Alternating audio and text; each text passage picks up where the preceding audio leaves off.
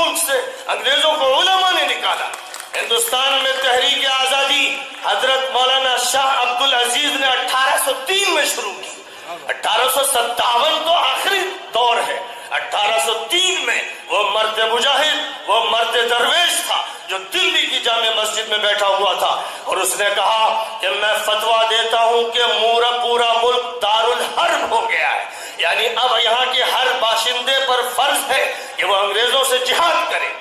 یہ فتویٰ شاہ عبد العزیز نے دیا تھا، اور شاہ عبد العزیز کے شاگرد حضرت سید احمد رشید نے، سید احمد شہید نے وہ تحریک اٹھائی. جس تحریک نے اس ملک کی قسمت کا فیصلہ کیا، اسی تحریک کا تسلسل ہمیں مولانا محمود الحسن دیوبندی کی ریشمی رومال تحریک میں نظر آتا ہے، اور وہی مولانا عبد الباری فرنگی محلی کی تحریک، اور مولانا محمد علی جوہر کی صدائے بلند، اور مولانا ابوالکلام آزاد کے الہلال کے مضامین و مقالات. اور اس ملک میں وہ علماء جن کو دلی سے مراد آباد تک درختوں پر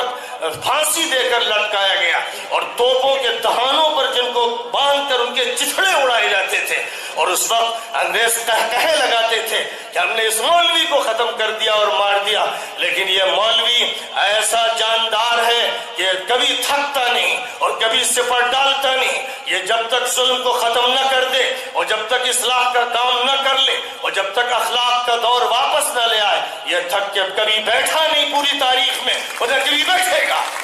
یہ وہ حقیقت ہے جس کو چھپایا جاتا ہے. ابوالکلام آزاد ایک نہیں، ہزاروں علماء کی فہرستیں ہمارے پاس ہیں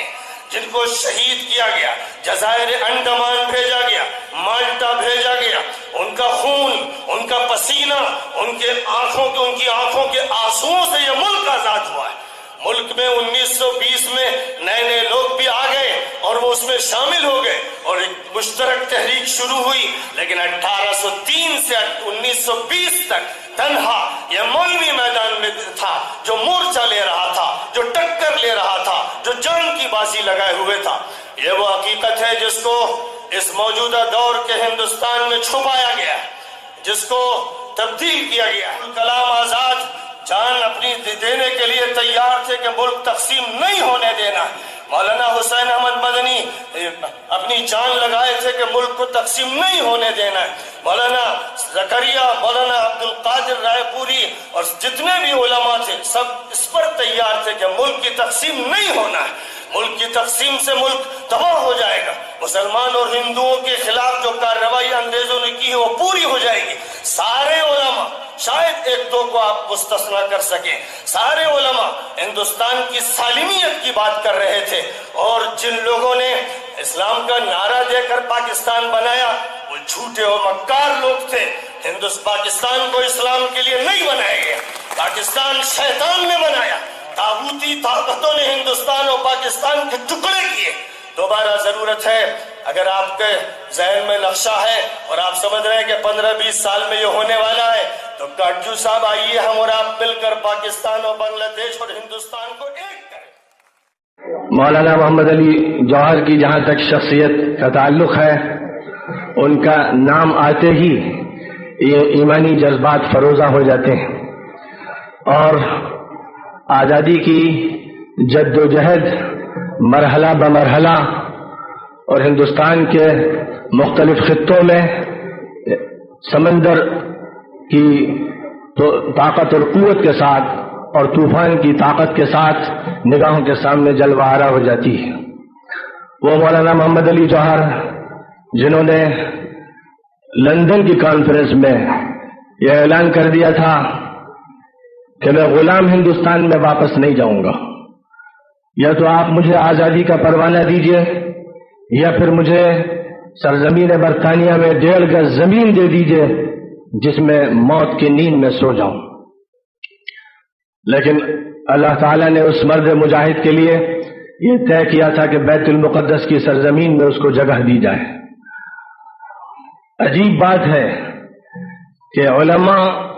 اور طلبہ مدارس کے رول سے متعلق گفتگو کی جاتی ہے، اس کو موضوع بنایا جاتا ہے. جو لوگ اس حلقے سے متعلق ہیں یا اس سے دلچسپی رکھتے ہیں وہ یہ چاہتے ہیں کہ ان کے کردار کو ثابت کریں. اور جو لوگ اس حلقے کے مخالف ہیں وہ چاہتے ہیں کہ ان کی کردار کشی کریں، ان کے کردار پر دبیز پردے ڈال دیں۔ لیکن دلچسپ بات یہ ہے کہ ہندوستان کی اس آخری دور کی تاریخ میں جبکہ آزادی کی لڑائی لڑی گئی، آزادی کی لڑائی میں جو نمایاں ہوا وہ آکسفورڈ کا یا کیمبرج کا طالب علم ہو، وہ انگریزی کا انشا پرداز ہو، وہ علوم عصریہ کا ماہر ہو، قیادت کے اسٹیج پہ جب وہ آیا تو اسے بھی لوگوں نے مسٹر کی حیثیت سے نہیں جانا، مولانا کی حیثیت سے جانا۔ مولانا محمد علی جوہر دارالعلوم دیوبند کے پڑھے ہوئے نہیں تھے، ندوۃ العلماء کے پڑھے ہوئے نہیں تھے،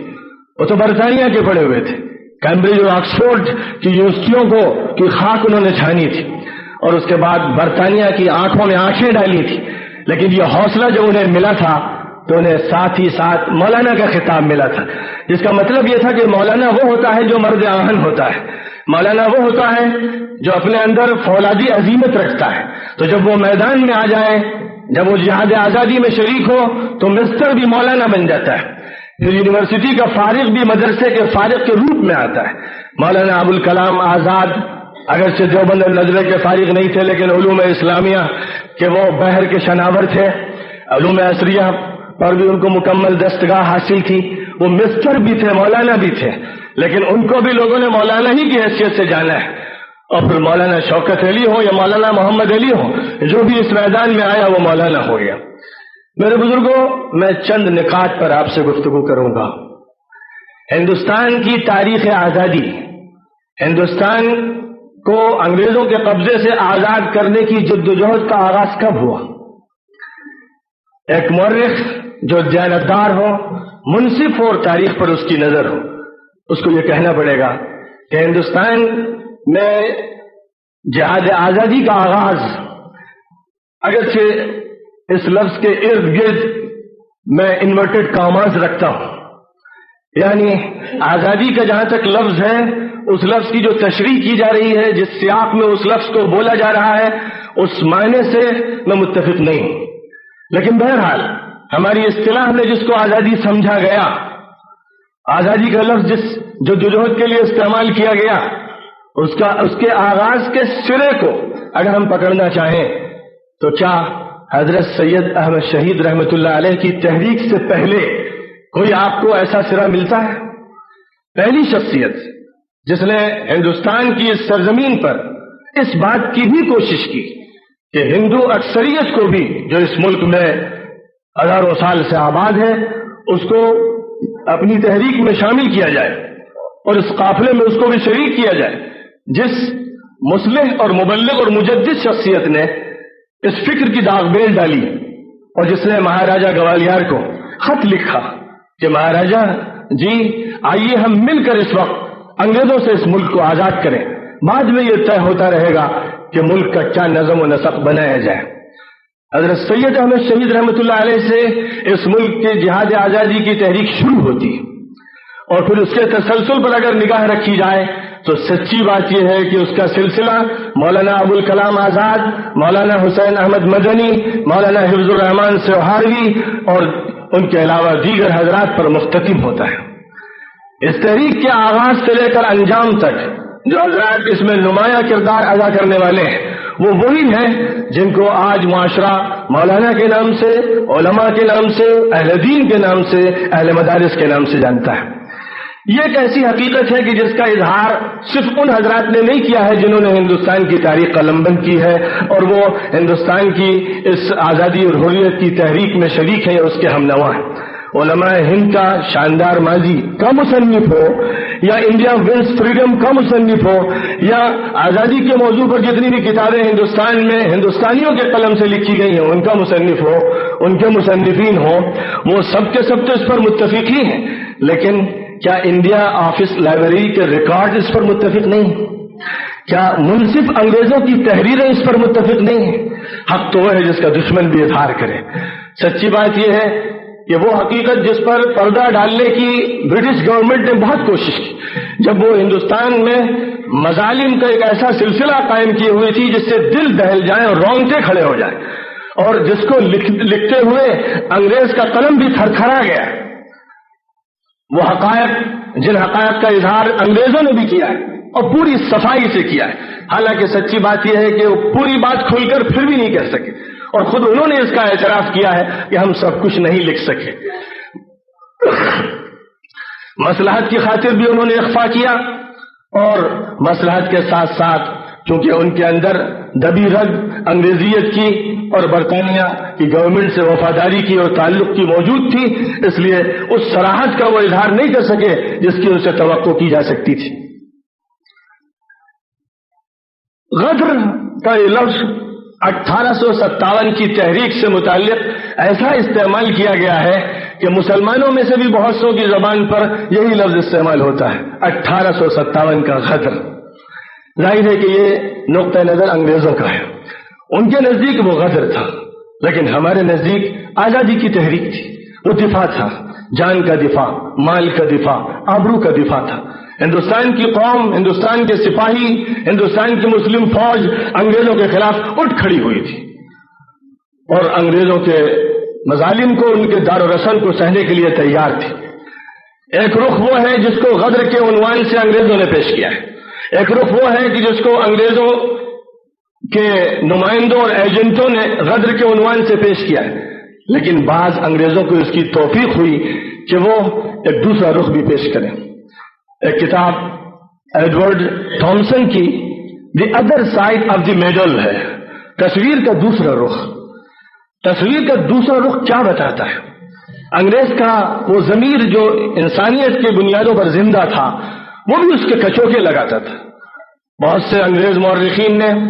اپنی نجی تحریروں میں بعض ایسی باتیں ظاہر کر دی ہیں جن سے صاف محسوس ہوتا ہے کہ ان کا ضمیر چٹکی لے رہا ہے، ان کا ضمیر کسک محسوس کر رہا ہے. انہیں یہ مناظر دیکھ کر برداشت نہیں ہو پا رہے ہیں. میں آپ کے سامنے صرف ایک دو تحریریں پیش کر دوں گا تاکہ ایک اندازہ اس سے ہو جائے کہ کیا صورتحال تھی.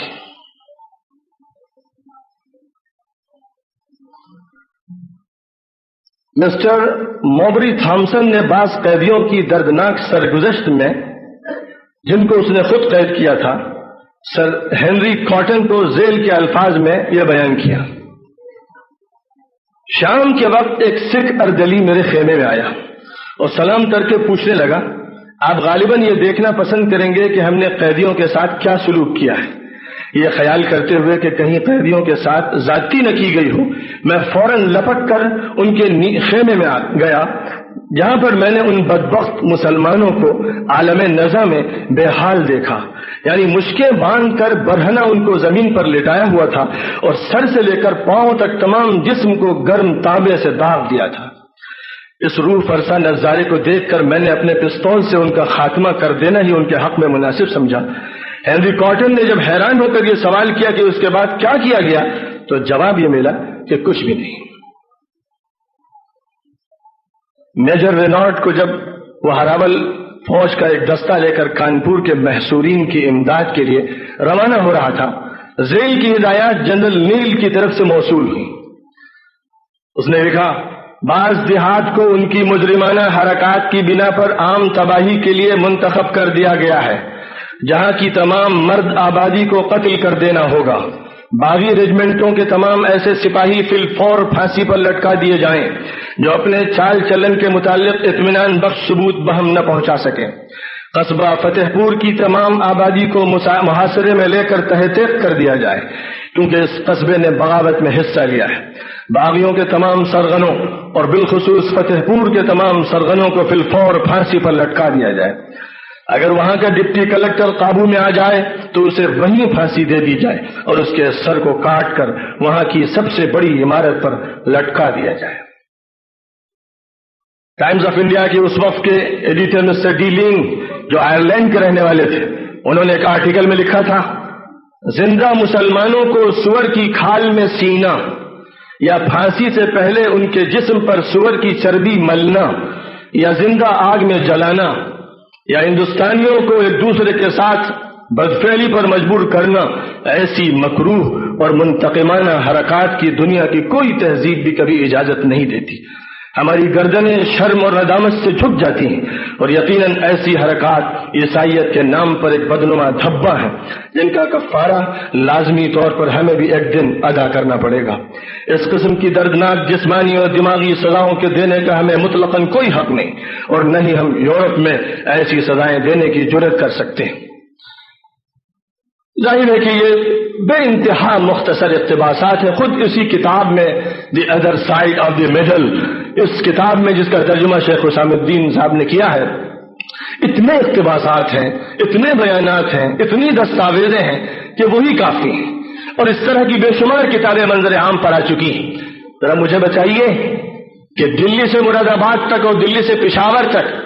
اور ہندوستان کے مختلف خطوں میں اور خاص طور پر اودھ میں اور شمالی علاقے میں جو لوگ اس ظلم و ستم کا نشانہ بن رہے تھے وہ کون تھے؟ ان میں عام ہندو بھی آ جاتے تھے، ان میں کہیں کہیں پر سکھ بھی زد میں آ جاتے تھے، لیکن بار بار اس کا اظہار ان دستاویزوں میں کیا گیا ہے کہ سکھوں نے ہمارے ساتھ وفاداری کا حق ادا کیا، اور مسلمانوں کے خلاف ان کے جو جذبات عداوت و نفرت کے دل میں بسے ہوئے تھے انہوں نے ان کا بھی پورا حق ادا کیا، اور اپنے ان جذبات کی بنیاد پر مسلمانوں سے تاریخی انتقام لیا۔ انگریزوں کے ایجنٹ بن کر انہوں نے یہ کام بھی کیا، لیکن جن کو سولی پہ چڑھایا جا رہا تھا، ابھی مولانا غازی پوری صاحب کے مقالے میں آپ نے سنا کہ ان کے اعتراف کی بنیاد پر 14,000 علماء دلی میں پھانسی پر لٹکائے گئے، اور ہندوستان کے مختلف خطوں میں درختوں پر لٹکائے جانے والے اکثر وہ تھے جو علماء تھے یا طلباء تھے، ان کے چہروں میں داڑیاں تھیں، جو بودستار والے کرتے اور پیجامے والے حضرات مدارس سے جن کو چن چن کر لیا جاتا تھا انہیں تختہ دار پہ لٹکایا جاتا تھا۔ 57-58 ہزار سے زیادہ علماء کرام کو پھانسیاں دی گئیں، اور پھانسیوں سے بھی ان کی سحری نہیں ہوتی تھی، توپ میں باندھ کر توپ کا گولہ چھوڑ کر ان کے پٹاخے داغے جاتے تھے کہ جسم کے چتھڑے اڑ کے گرتے تھے، اور یہ نظارہ انگریزوں کو سب سے زیادہ محبوب تھا۔ آج کے اس دنیا میں جب انگریزی تہذیب کے دلدادہ اس تہذیب کے ٹکڑے بٹورنے میں لگے رہتے ہیں اور یہ چاہتے ہیں کہ انگریزی وضاقتہ اختیار کر لیں، انگریزی تہذیب کو یہ سمجھتے ہیں کہ انٹرنیشنل اور ترقی یافتہ تہذیب ہے، چاہیے ان کو کہ انگریزوں کی تاریخ قدیم کا بھی اور جدید کا بھی اور معاصر کا بھی مطالعہ کر لیں۔ وہ تاریخ جو ہندوستان میں رقم ہو رہی تھی اس میں انگریز ایک ایسے وحشی اور ایک ایسے درندے کی شکل میں سامنے آیا تھا کہ جس سے درندے بھی شرمائے، اور انگریزوں کی تحریریں خود اس کو تسلیم کرتی، شرم سے ان کی نگاہیں نیچی ہو جاتی ہیں کہ عیسیٰ مسیح کو ہم کیا جواب دیں گے۔ ان کا کہنا تھا کہ انہوں نے بائبل کو پس پش ڈال دیا ہے، ان کے ہاں انسانیت کی ادنا رمق باقی نہیں رہ گئی، یہ اس سے لطف لیتے ہیں جب توپ سے داغ کر چتھڑے اڑائے جاتے ہیں جسموں کے، اور جب لاشوں کو لٹکایا جاتا ہے اور پھر لٹکا کے ان کو چھوڑا جاتا ہے کہ تڑپ تڑپ کر دیر تک مرتے رہے، یا ہاتھی پر ان کو بٹھا کے درخت کے نیچے لے جاتے ہیں رسی سے، اس کے بعد شاخ میں ان کو لٹکا دیتے ہیں اور ہاتھی کو چلاتے ہیں، ہاتھی سے ہی وہ بندہ رہتا ہے، اور پھر انگریز مورخ لکھتا ہے کہ شکل پھر اینٹ کے ہندسے کی بن جاتی ہے، اس شخص کی جس کو پھانسی دی جا رہی ہے شکل اینٹ کے ہندسے کی بن جاتی ہے، بالکل گٹھڑی بن کے رہ جاتا ہے، اور اس منظر کو دیکھ کر ہنسی اڑائی جاتی ہے، قہقہے کیے مارے جاتے ہیں، سگریٹ کے کش لیے جاتے ہیں۔ یہ دنیا کی وہ بدترین قوم ہے کہ جس کی ایک وہ تاریخ تھی، اور آج کی تاریخ بھی آپ جانتے ہیں کہ بوسنیا میں اور کوسوو میں یہی وہ یورپینس ہیں اور یہی وہ انگریز ہیں، یہی وہ سربی ہیں جو نہایت بے حیا اور ننگے ہیں، اور جن کا حال یہ ہے کہ وہ مسلمانوں کے خون کو آج بھی چوسنے میں اور پینے میں لگے ہوئے ہیں۔ ہندوستان کی تاریخ آزادی علماء کے ساتھ اس طرح جڑی ہوئی ہے کہ اگر اس تاریخ کو علماء سے الگ کر دیا جائے تو اس تاریخ میں کوئی روشنی باقی نہیں رہ جاتی، اس تاریخ میں کوئی طاقت باقی نہیں رہ جاتی۔ اس کو ایسپریشن علماء سے ملا ہے۔ سید احمد شہید رحمۃ اللہ علیہ کی تحریک نے اس کا آغاز کیا، اور اس کے بعد تحریک کی ایک طاقتور شکل مولانا محمود الحسن دیوبندی نے دی۔ ایک طرف 1831 تک وہ سلسلہ چلا، اور اس کے بعد 1922-1921 میں جب مالٹا کے جیل سے حضرت مولانا محمود الحسن دیوبندی تشریف لائے ہیں تو ہندوستان میں جیل کی طویل مشقتوں اور صعوبات کو گزارنے کے بعد بھی وہ اپنے اس عزم سے، اپنے اس ارادے سے، آزادی اور حریت کے اس جذبے سے ایک قدم بھی پیچھے نہیں ہٹے۔ وہ اسی جذبے کے ساتھ اس ملک میں واپس آئے، اور ہندوستان کی اس تاریخ میں یہ بھی قابل غور بات ہے کہ جن کو یہاں سے کالا پانی بھیجا گیا، جزائر انڈمان بھیجا گیا، مالٹا بھیجا گیا، اور اسی کے ساتھ ساتھ توپوں سے اڑایا گیا اور سولی پہ چڑھایا گیا، آج اگر ان کا ریشیو نکالا جائے، ان کی تعداد دیکھی جائے کہ ان میں کتنے تھے جو مدارس اسلامیہ سے تعلق رکھتے تھے، جن کا علماء کے حلقے سے تعلق تھا، اور وہ کتنے تھے جن کا دوسرے حلقے سے تعلق تھا، تو میں سمجھتا ہوں شاید 10 اور 90 یا 80 اور 20 کا شاید ریشیو نکلے گا، اور اس کی وجہ بالکل ظاہر تھی، بالکل طبیعی بات تھی۔ یہ ایک تاریخی واقعہ تھا۔ ہندوستان انگریزوں نے مسلمانوں سے لیا تھا، مسلمان حاکم تھے، جنگ مسلمانوں سے ہوئی تھی، دلی میں جنگ ہو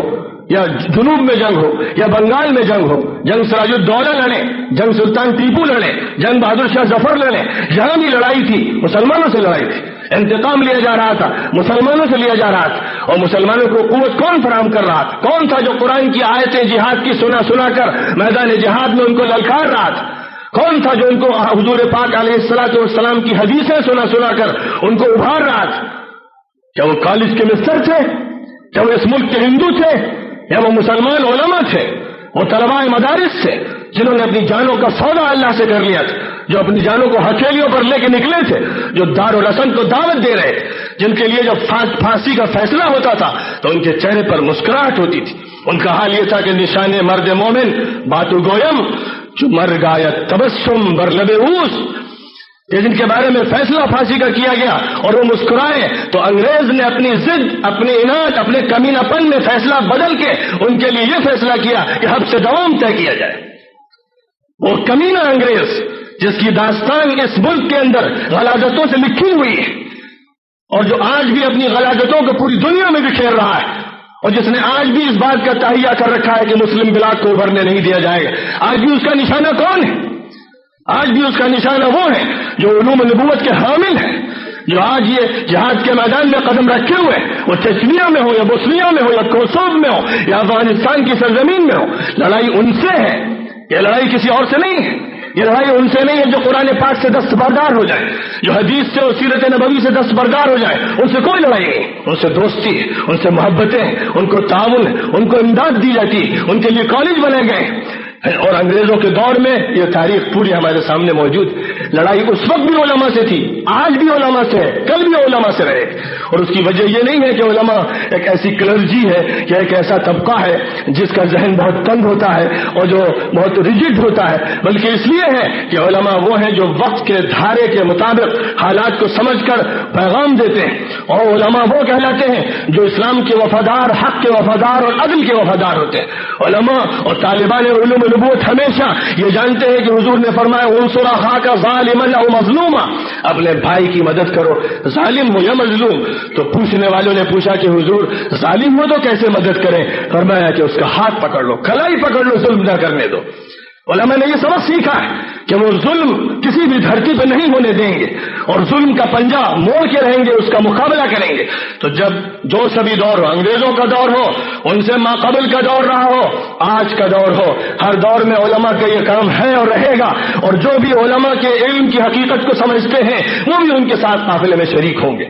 واقعات آپ کے سامنے ہیں، کتابیں علماء حق کی بھی، کتابیں اچھے مورخین کی بھی موجود ہیں، کتابیں انگریزوں کی بھی ہمارے سامنے موجود ہیں، اور ان کتابوں میں بھرپور اعترافات ہیں۔ حضرت شیخ الہند کی ریشمی رومال کی تحریک پر دستاویزیں انڈیا آفس لائبریری سے شائع ہو چکی ہیں، تحقیقات بالکل عیاں ہو چکی ہیں، اور یہ بات سامنے آ چکی ہے کہ ساری جدوجہد اس کی خاطر تھی کہ انگریزوں کے قدم صرف ہندوستان سے نہیں، ان کا فکر صرف ہندوستان کی حدود میں محدود نہیں تھا، وہ عالمی طور پر اس ظالم کو کیفر کردار تک پہنچانا چاہتے تھے۔ ان کے سامنے خلافت بھی تھی، ان کے سامنے ہندوستان کی آبادی بھی تھی، اور انہوں نے اس تحریک کو عالمی سطح پر اٹھانا چاہا تھا۔ ہندوستان کی آزادی کا جہاں تک تعلق ہے، یہ ایک حقیقت ہے تاریخی، یہ ایک حقیقت ہے دستاویزی کہ یہ رہین منت علماء کے۔ اب اس بات کو ہم اپنے درمیان اپنے تئیں ثابت کریں اس کی ضرورت نہیں، لیکن میں آپ حضرات سے ایک بات ضرور کہنا چاہوں گا کہ میرے بزرگوں، کیا ہندوستان کو آزادی مل گئی؟ جس آزادی کی طلب میں ہندوستان چلا تھا وہ آزادی اسے نصیب ہو گئی؟ کیا مسلمانوں نے جو قربانیاں اس ملک میں دی تھی اور علماء حق نے جو قربانیاں دی تھی ان کا صلہ ان کو ملا؟ میں جانتا ہوں کہ جہاں تک صلے کا تعلق ہے اللہ ان کو آخرت میں دے گا، لیکن ہندوستان میں اور کسی بھی ملک میں وہاں کی آبادی پر جو لازم ہوتا ہے، وہاں کی حکومتوں پر جو ذمہ داری عائد ہوتی ہے کہ جس کا جو حق ہو وہ اسے دیا جائے۔ جب علماء کی تاریخ یہ سامنے آ چکی دشمن اور دوست دونوں کے قلم سے، تو اب اس کے بعد ہندوستان کی حکومت کو چاہیے کہ علماء کی رہین منت ہو، علماء کا اعزاز کرے، ان کو ایوارڈ دے، ان کو تمغے دے، مدارس اسلامیہ کے نیچے اس کی چوکھٹ پر اپنا سر رکھ دے کہ یہی مدارس ہیں، دارالعلوم دیوبند ہو یا ندوۃ العلماء یا دیگر ان سے متعلق چھوٹے بڑے مدارس، یہی مدارس ہیں جہاں کے سپوتوں نے ملک کو آزادی سے ہمکنار کیا، جن کے خونوں نے یہاں کے باغوں اور چمنوں کو رنگین کیا اور گلابوں کے پھول میں نکھت اور اس میں خوشبو عطا کی، تو جن کا یہ کارنامہ اور کردار ہے، آج وہ کٹہرے میں کھڑے ہوئے ہیں۔ آج جب اس طرح کے موضوعات پر بات ہوتی ہے تو اس سیاق میں بات ہوتی ہے کہ ہم صفائی اپنی پیش کر رہے ہیں، ہم اپنی صفائی پیش کر رہے ہیں، ہم کٹہرے میں کھڑے ہوئے ہیں، چاروں طرف سے الزام لگ رہا ہے کہ تم وفادار نہیں ہو، چاروں طرف سے یہ کہا جا رہا ہے کہ تم تو کسی اور کے ایجنٹ ہو۔ پوچھنا چاہیے کہ وفادار ہم ہیں یا تم ہو؟ مسلمانوں کو چاہیے کہ وہ یہ نہ کہیں ہم بھی ہیں، ہم بھی کا لفظ غلط ہے، ہم ہی ہیں، اس ملک کے ہم اصل باشندے ہیں۔ اس ملک میں نہ صرف یہ کہ ہم آئے، اس کو ہم نے وطن بنایا، اور نہ صرف یہ کہ ہم نے وطن بنایا بلکہ کروڑوں کی آبادی وہ ہے جس کا یہ وطن ہمیشہ سے تھا اور وہ مسلمان ہوئے۔ ایک بات یہ کہی جاتی ہے، بہت بڑا مغالطہ ہے تاریخی، ہسٹوریکل ایک بہت بڑا مغالطہ دیا جا رہا ہے کہ مسلمان باہر سے آئے، اور مسلمان بھی جلد بازی میں سوچ نہیں پاتا، سوچتا ہے ہاں ہمارے نبی پاک علیہ الصلوۃ والسلام تو مکہ مکرمہ میں تھے، ہم لوگ باہر سے آئے۔ یہ بہت بڑا مغالطہ ہے۔ مسلمانوں میں 1,00,000 2,00,000 4,00,000 ایسے ہوں گے جو باہر سے آئے، باقی کروڑ مسلمان اسی ملک کے باشندے ہیں جنہوں نے اسلام کو اپنے سینے سے لگایا، ایک عالمی مذہب کو اپنے سینے سے لگایا۔ وہ یہاں کے باشندے ہیں، پشتینی ہمیش کے باشندے، جن باشندوں پر آرینوں نے ظلم کیا ہے،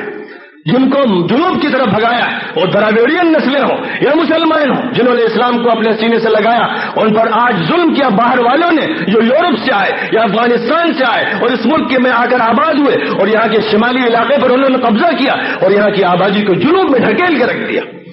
تو ہندوستان میں مسلمانوں کی اکثریت خالص ہندوستانی اس معنی میں ہے کہ ہندوستان ان کا وطن ہزاروں سال سے تھا، انہوں نے اسلام کو اپنے سینے سے لگایا کہ دیکھا کہ عدل اور حق کی وہ آواز ہے، انہوں نے ہندو مت کو اس لیے چھوڑا کہ وہ اس کی چکی میں پس رہے تھے اور ویدک دھرم کے مظالم میں ان کو کوٹا جا رہا تھا، وہ دھرم کے جس کے متعلق آج شودر طبقہ، جس کو شودر کہنا بھی نہیں چاہیے تھا، جس طبقے نے آج آواز اٹھائی ہے اور جو آج انصاف کا طلبگار ہے، بلکہ وہ یہ ثابت کر دینا چاہتا ہے کہ اصلاً انصاف کے علمبردار ہم ہیں، اور ان ظالموں نے مذہبوں کے حوالے دے کر یہاں کی اکثریت کی آبادی پر مظالم کے پہاڑ توڑے، ہزاروں سال سے انہیں یہ سمجھایا کہ اگر وید کا لفظ تمہارے کان میں پڑ جائے تو سیسا پلایا دیا جائے گا، تم اپنی زبان سے وید پڑھو گے تو تمہاری زبان تراش دی جائے گی، تم اگر پنڈت کے پاس بیٹھو گے تو تمہارے پیر توڑ دیے جائیں گے۔ کیا یہی آج وید میں لکھا ہوا اور منو سمرتی کے قوانین میں بہت سے مظالم لکھے ہوئے نہیں؟ اور کیا اس ملک میں آج یہ دیکھنے میں نہیں آ رہا ہے کہ ہزاروں سال سے جن کو مظلوم بنایا گیا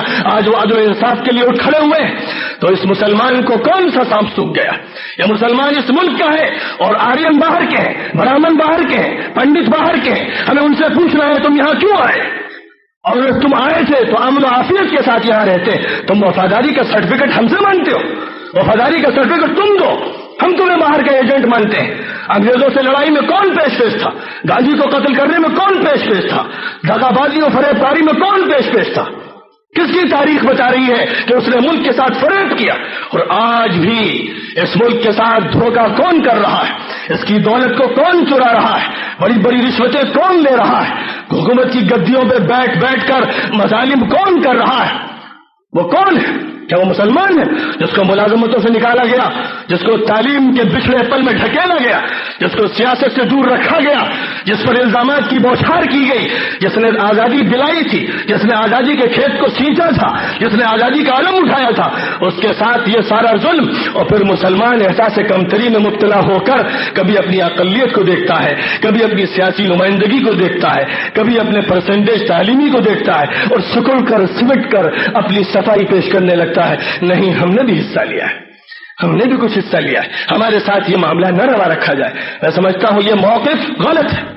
موقف کو تاریخی طور پر دستاویز کے ثبوت کے طور پر بدل دینا چاہیے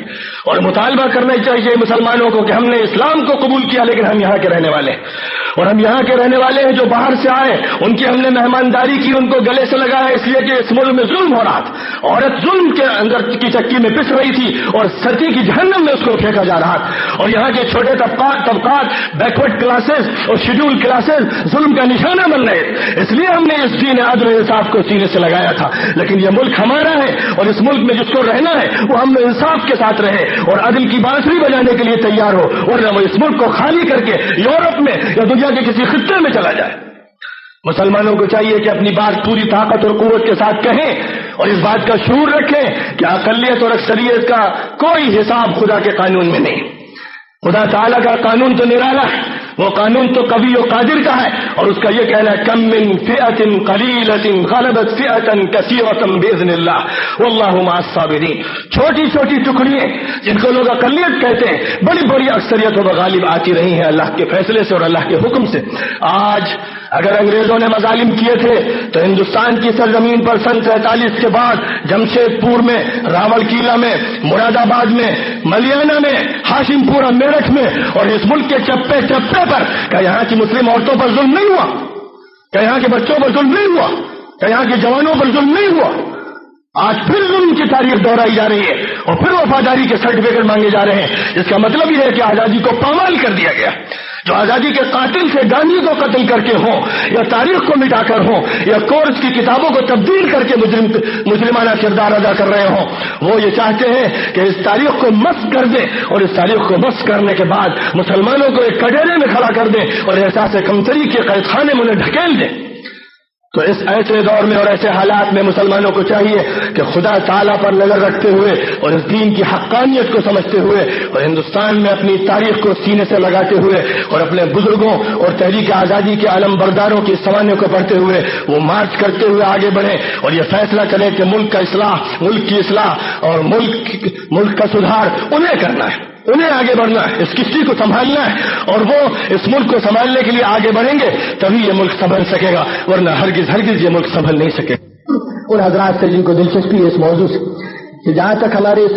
ندوے کے طلباء کا تعلق ہے یہ اپنے خارجی مطالعے میں اپنے بزرگوں کی کتابیں تاریخ آزادی کے مجاہدین کے حالات پڑھتے ہی رہتے ہیں, لیکن آج ہمارے مسلم اسکول, ہمارے مسلم کالجز, مسلم یونیورسٹی علی گڑھ, جامعہ ملیہ اسلامیہ اور بے شمار یونیورسٹیاں مسلمانوں کے ہاتھ میں ہوں یا غیر مسلموں کے ہاتھ میں, وہاں ہزار بلکہ لاکھوں کا طالب علم اپنی تاریخ کی ابجد سے ناواقف ہے. آج ضرورت اس بات کی ہے کہ نشر و اشاعت کا ایک سیلاب برپا کیا جائے. ضرورت اس بات کی ہے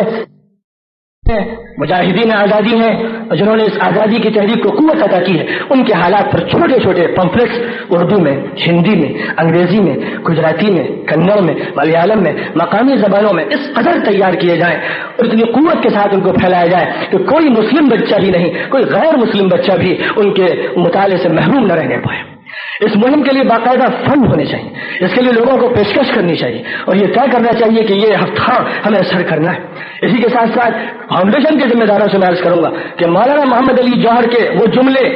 جن سے آزادی کی روح پھڑکتی, جن سے انسان کو ایک طاقت ملتی ہے, ان جملوں کے اسٹیکرز تیار کریں اور بسوں پر اور کاروں پر اور ہوٹلوں میں اور چائے خانوں میں لگا دیں.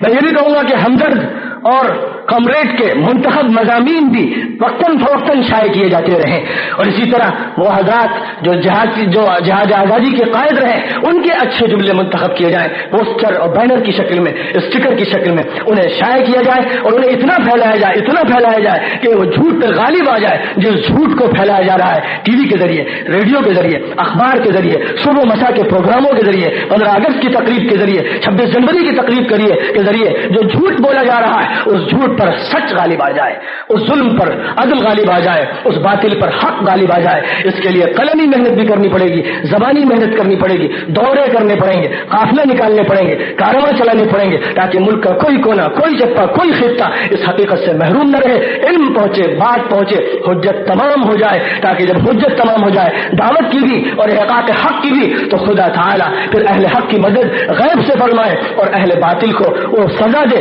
جس سزا کے وہ منتظر بیٹھے ہیں. اللہ تعالیٰ مسلمانوں کو احقاق حق کی توفیق نصیب فرمائے. وآخر دعوانا ان الحمد للہ رب العالمین.